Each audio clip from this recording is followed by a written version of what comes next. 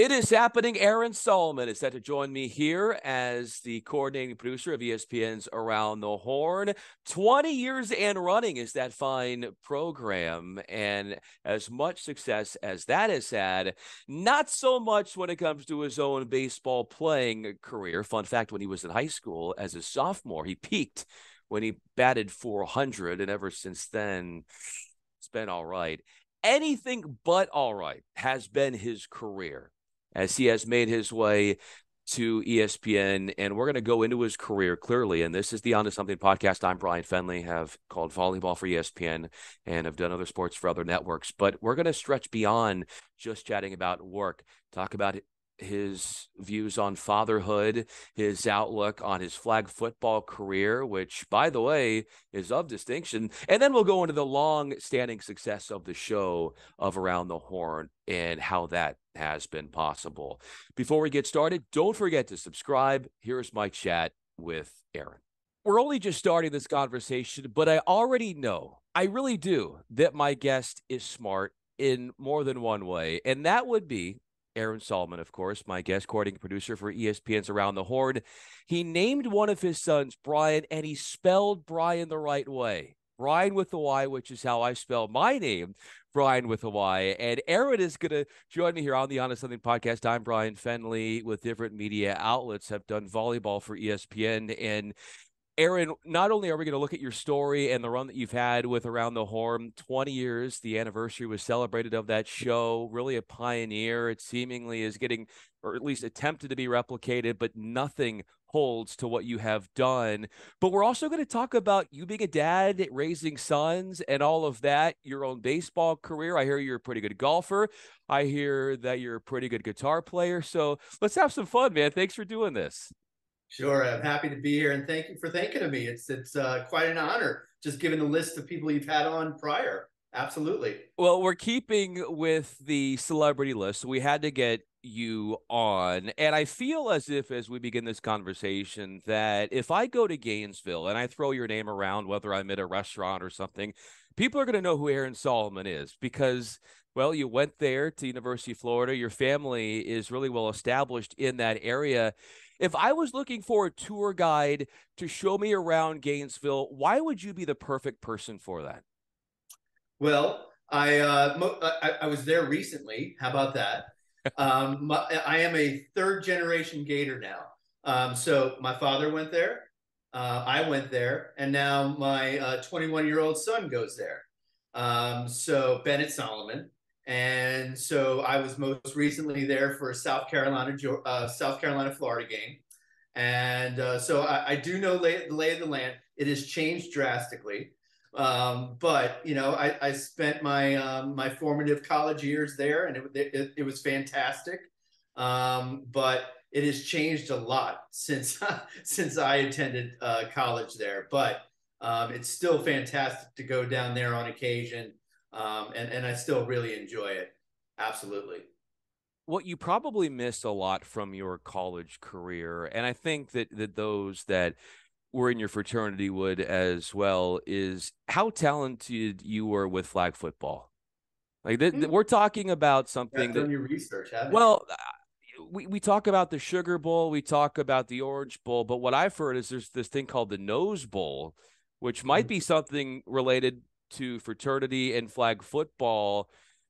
What kind of player were you out there? Your tenacity, your aggression, like why were you so hard to stop when you had the ball in your hands, or if Well, you were on the other side making the tackle?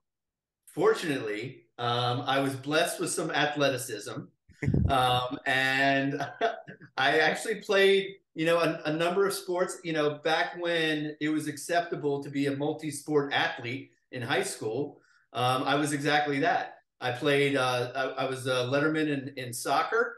I was a letterman in baseball. I should have been a letterman in basketball. I made it to JV level, but was cut when I made it to when I tried to make it to varsity level.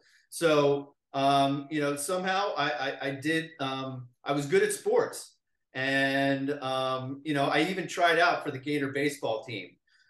You know, they had fall tryouts for walk-ons, and you know, I had the audacity to think that I could make it as a walk-on at Florida. I got I actually got called back to hit twice. To actually hit twice during the tryout. So I actually thought I had like maybe a chance. It didn't materialize. The coach at the time, I think his name was Joe Arnold, I think. And he was like, maybe keep at it for another season and come back and maybe we'll take a look. But at that point, I was like, you know what? Maybe the fraternity life might be more. I was leaning towards the fraternity life. And it was at that point where, I still had, the athletic skills of a high schooler and, freshman, college guy. And this thing that I was interested in this particular fraternity. And they had this thing called Nose Bowl. We were a predominantly Jewish fraternity. And so there was this football game between two fraternities, Pi Lambda Phi and TEP.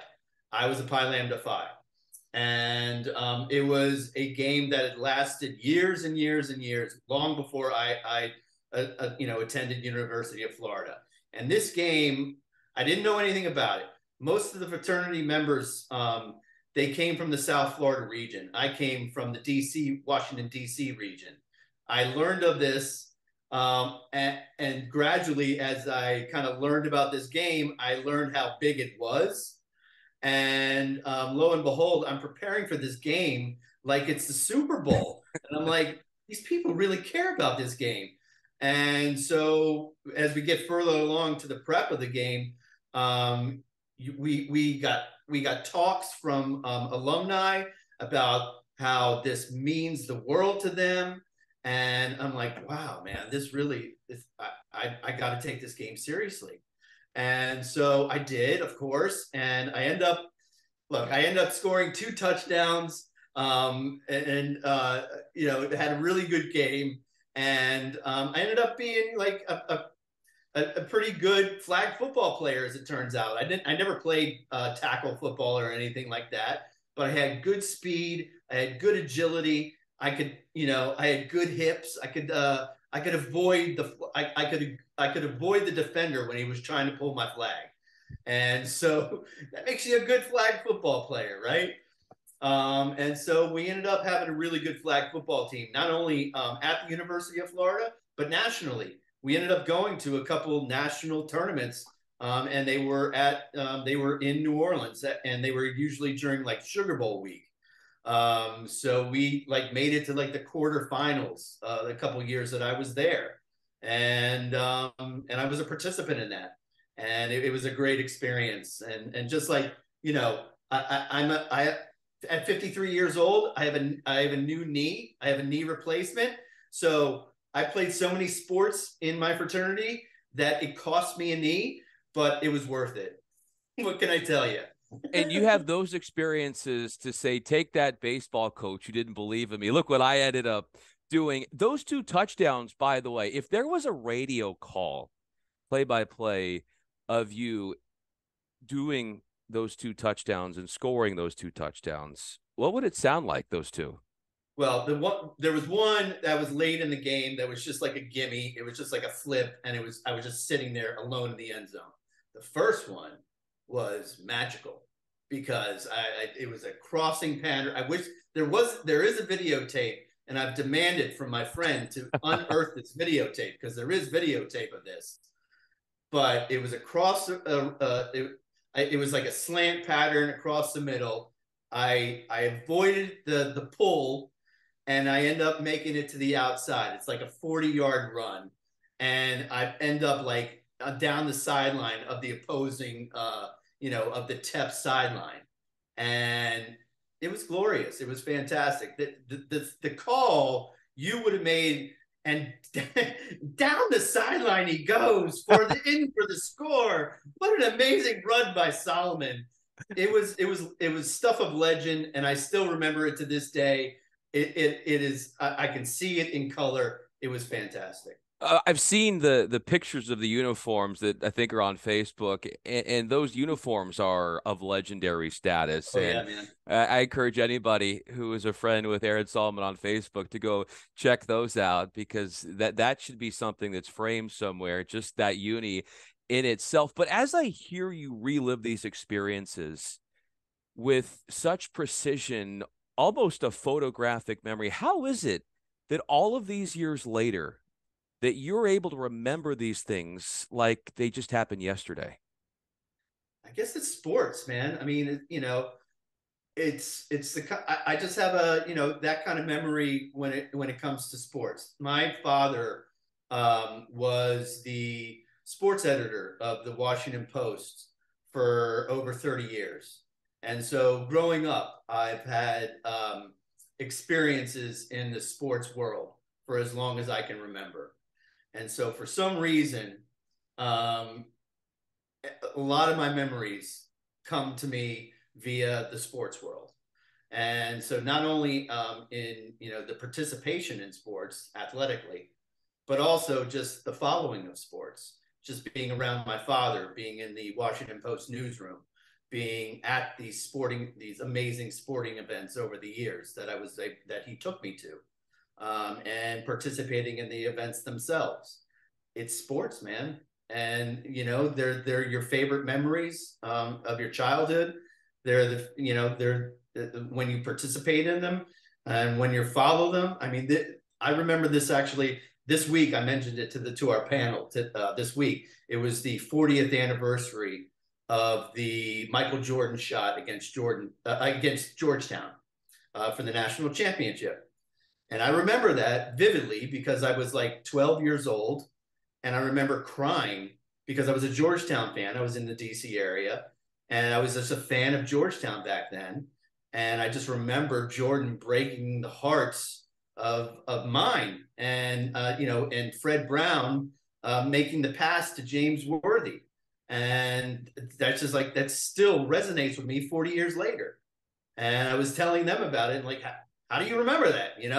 And it's just like, it's just those moments that you remember, both in participation in sports and following it all your life.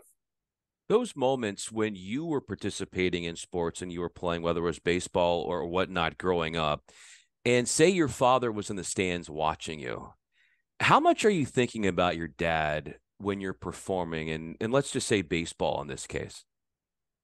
Oh, it was always such a great joy that just to have your parents there.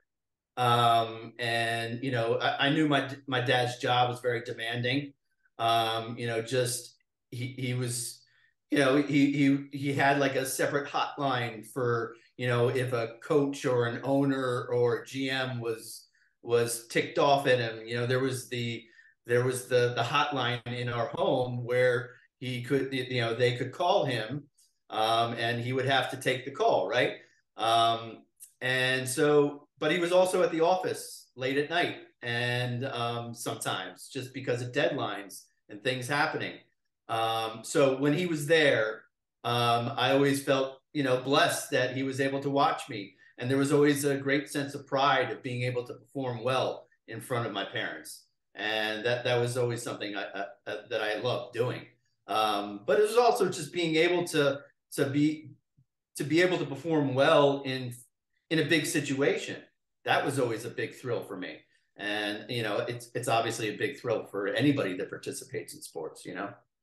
Yeah, no question. And Aaron Solomon is with me. I'm Brian Fenley. The ability for you to get that validation from your parents with them going to these games. And we think about you now stepping into the realm of sports media and getting to ESPN eventually.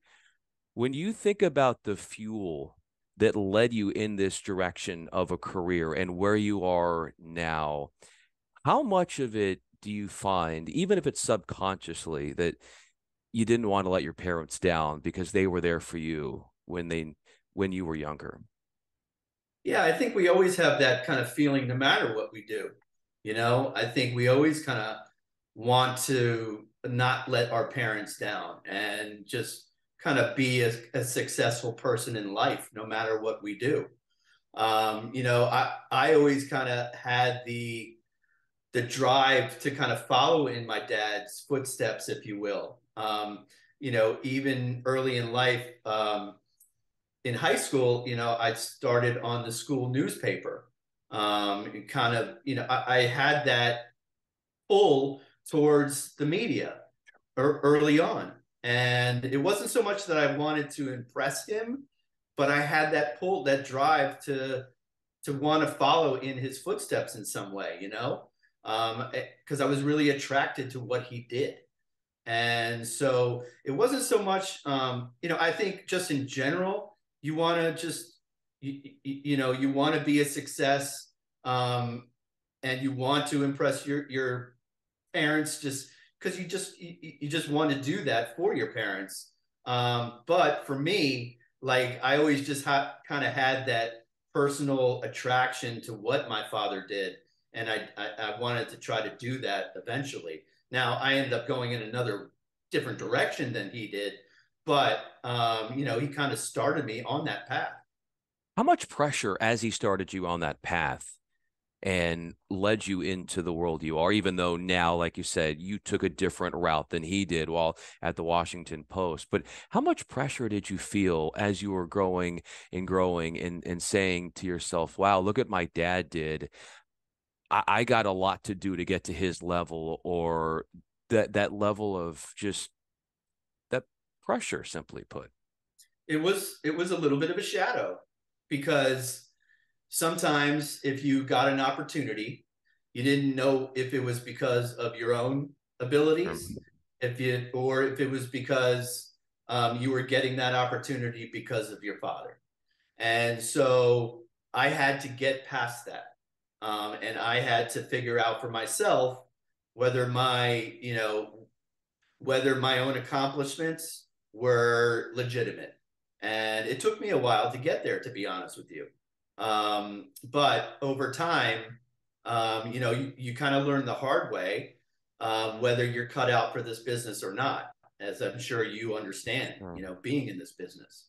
And that you really do have to earn your keep here in this sports media world.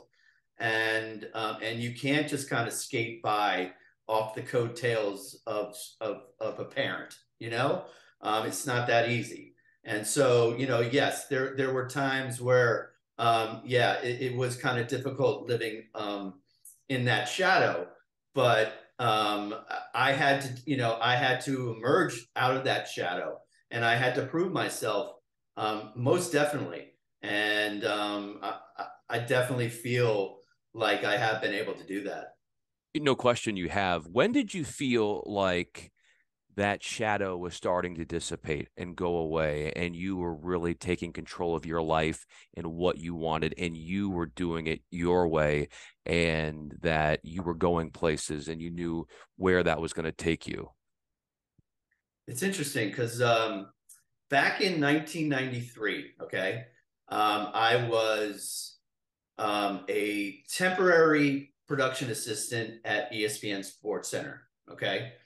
And it was like I don't know if they have the same setup, but basically it was like a 6-month internship tryout period.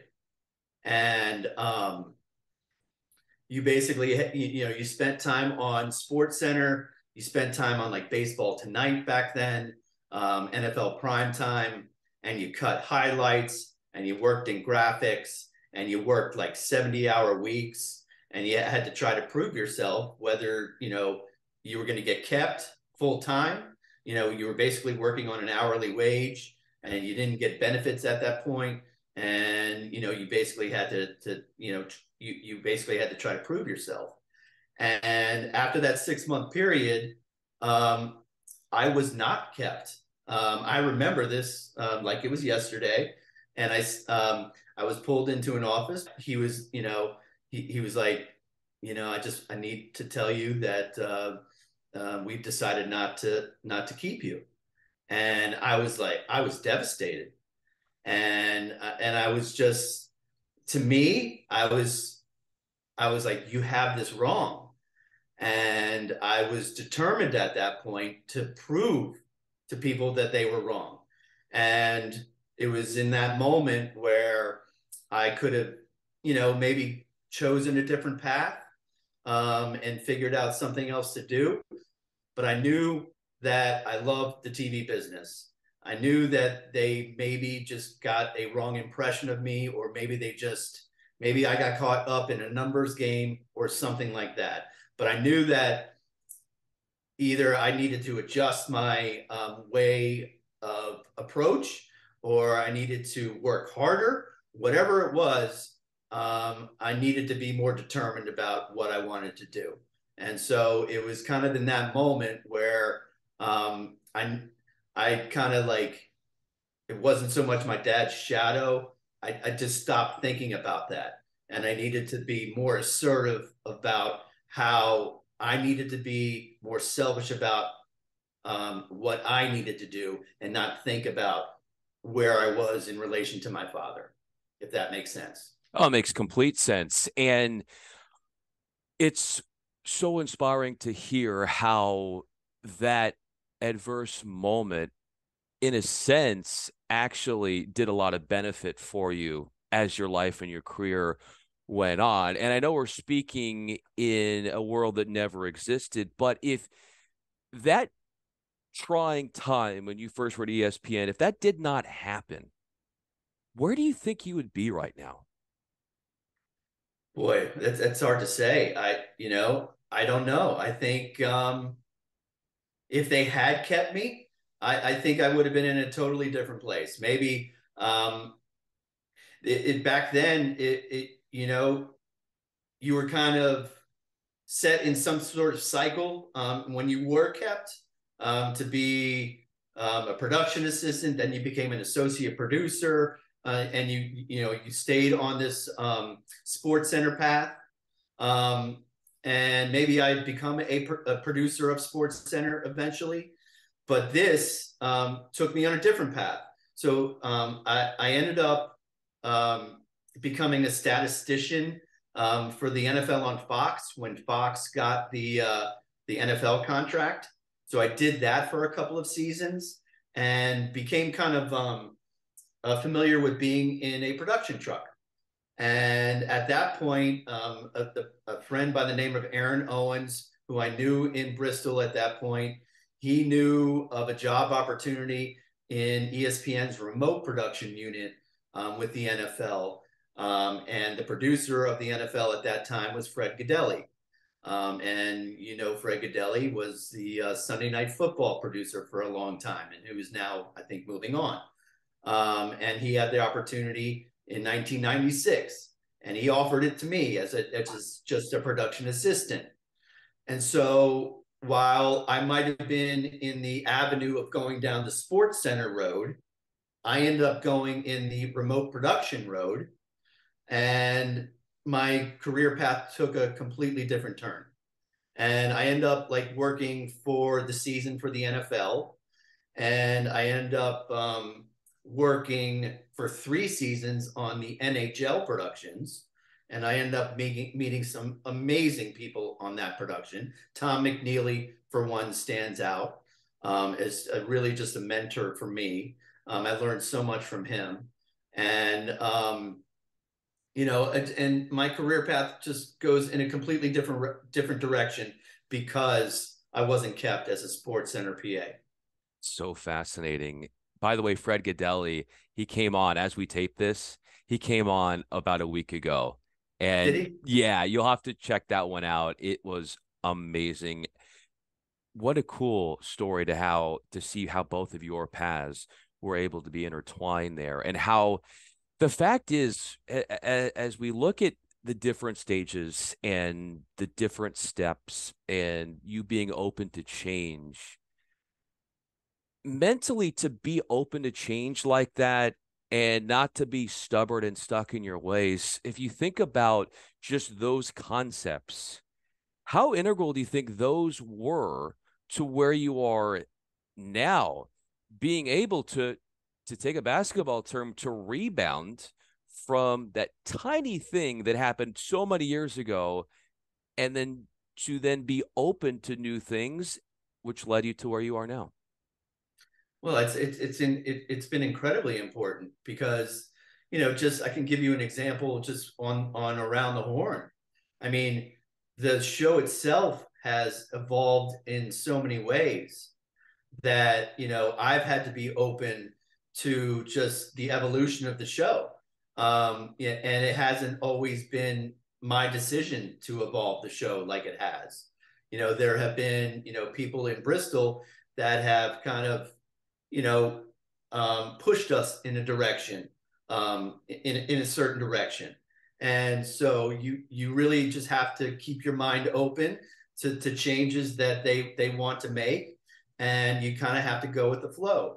You also, being in management like I am now, you have to be understanding of the people that you have under you now, and know that they're going through things that maybe that you went through back when you were coming up, and so you have to be understanding of all those things.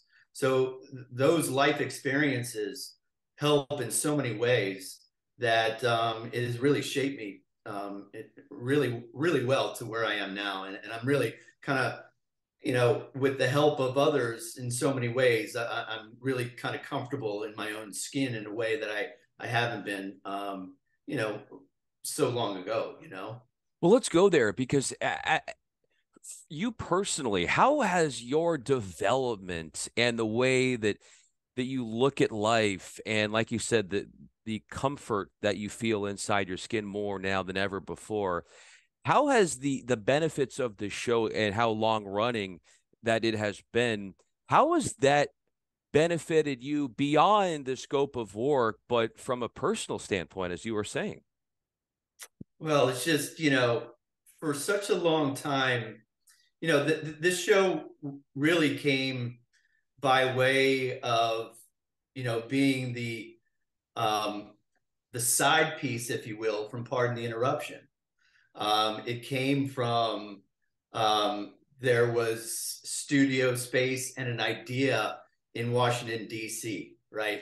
That there was the idea of having four sports panelists from around the country, and a moderator and a scoring system. Okay.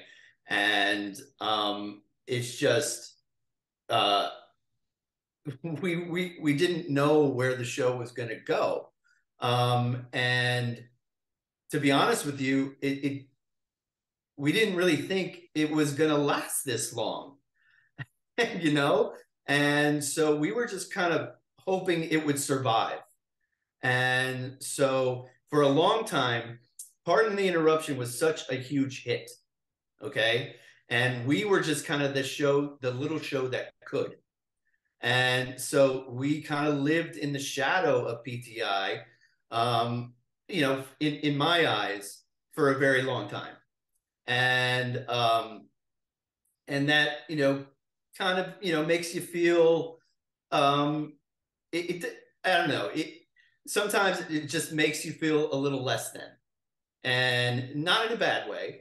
It just, you're just looking at a behemoth of a show in Pardon the Interruption, right? And so sometimes that's a little daunting. And sometimes you want to get the same recognition as Pardon the Interruption. And sometimes it just doesn't happen. And while you're still a very successful show, it turns out, you still have the show and your colleagues that work on Pardon the Interruption, you're still very good friends with them, and you still love to see them succeed, but they're succeeding a little more. And so there was a little bit of discomfort to that for me. But over time, I became more secure in my own skin in that. And certainly reaching the 20th year really kind of solidified that for me. Because what we did in the show, I don't know if you remember, I don't know if you saw the show or not, but we ended up talking to a lot of panelists about what the show meant to them.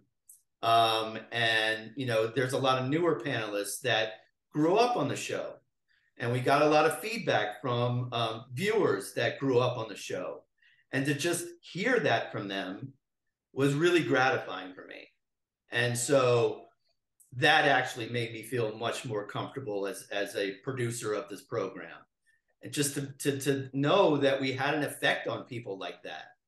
And that, I'll also tell you this, that, I speak to a number of university kids. I have professors that kind of reach out to me to talk to a class every now and then. And they actually they'll model a class after Around the Horn sometimes. And it just kind of blows me away. And so just knowing that, it's been a huge thing for me, just feeling good about that. Because for a long time, I just, you're kind of looking over your shoulder. Are they gonna, do they still like us the way they always have? And so, maybe that's my own personality flaws, but that was always kind of a feeling for me. But just reaching that milestone, it was a huge deal in my self-satisfaction and just feeling a huge sense of accomplishment. But in a way, Aaron, just a little bit looking over the shoulder, that actually might have been a good thing for the show and for you, because it kept you on your A game all of these years. And it could have been a blessing in disguise. And you said the word shadow earlier. I know one thing about you, and if there's a shadow around you, whether it's your dad or something else, you find a way to create your own way. And you've done that at different stages of your life. And I was going to wrap this conversation by asking you what you find as the nicest compliment that you could have from your show. And I would say that what you just described about how classroom settings in college are now putting sort of around the horn like principles into their teaching, it's incredible to see. And this train is only going to continue to go. And getting a chance to talk to its conductor. And I know it's a big team that you all work with, and there are a lot of people who have been with you over the years, but just getting that opportunity, Aaron, to showcase you, the show, and you as a father was really a treat in understanding your psyche through this all. Next time I check in with you, I know you'll be a little bit more confident in your guitar playing abilities, and so maybe you would have I'll be able to bust out a tune for you. Yeah, maybe that would have been like the end credits of this interview. Like you would have been able to play something. So not to put you on the spot. Next time. Not to yeah, exactly. Next time, not to put you on the spot. Aaron Solomon, coordinating producer, ESPN's Around the Horn. I'm Brian Fenley. Aaron, thanks so much for going in a wide variety, a zigzag route around your life, whether it's work, whether it's childhood, whether it's being a father, whether it's the Nose Bowl and working there, scoring 2 touchdowns in that game, flag football in college. Really appreciate you, and thanks for the time. Thanks, Brian. It was a great pleasure.